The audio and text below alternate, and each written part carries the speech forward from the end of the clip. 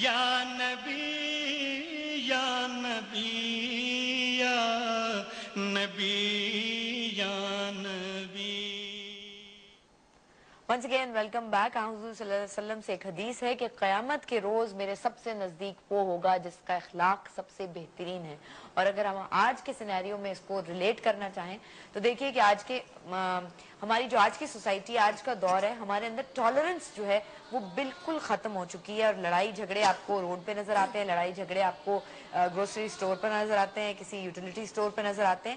تو کہنے کا مطلب ہے کہ ہم نہ جانے کس طرح سے اپنے اندر یہ ٹالرنس جو ہے وہ دوبارہ پیدا کر پائیں گے. یہاں موجود ہے فرحانہ اویس, حوریہ رفیق اور تجلی ظہیر صاحبہ.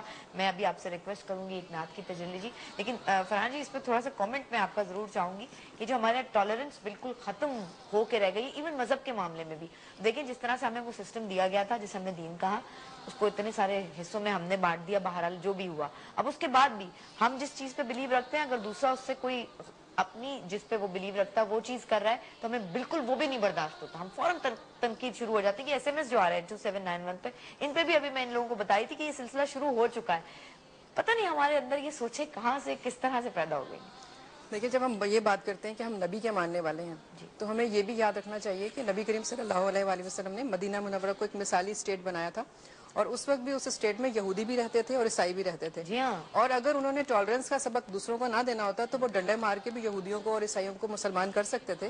لیکن انہوں نے کسی کے ساتھ کوئی زیادتی نہیں کی, کسی کے ساتھ کوئی زبردستی نہیں کی, اور تمام لوگوں کو جو ان کے آس پاس موجود تھے ان کو یہی سبق دیا کہ جو بھی اپنے دین پر جس طرح سے بھی قائم ہے اس کو رہنے دو, اور اس کو وہی حقوق دو جو اسٹیٹ میں رہنے والے دوسرے لوگوں کو حاصل ہیں.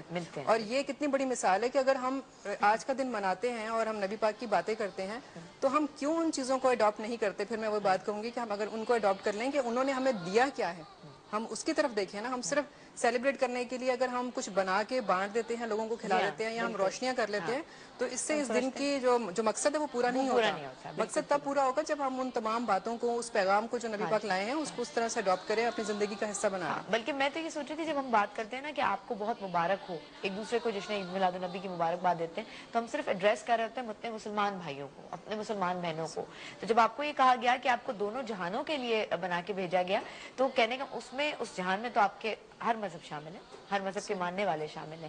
تو آپ نے کل ٹوٹل ایک ایسا سسٹم دیا, اور آپ کی جو آپ کی حیات مقدسہ ہے اس میں سے, اس سے ہمیں یہی سبق ملتا ہے کہ آپ تمام لوگوں کے لیے ہیں. تجلی جی آپ سے اس وقت ہم ریکویسٹ کریں گے ایک نعت کی, اور آپ کی جو مشہور نعت ہے جو ابھی ہم ذکر کر رہے تھے فرحان جی, وہ کون اس وقت تھوڑی دیر پہلے جو اردو کی تھی, پرشین نہیں, پرشین باد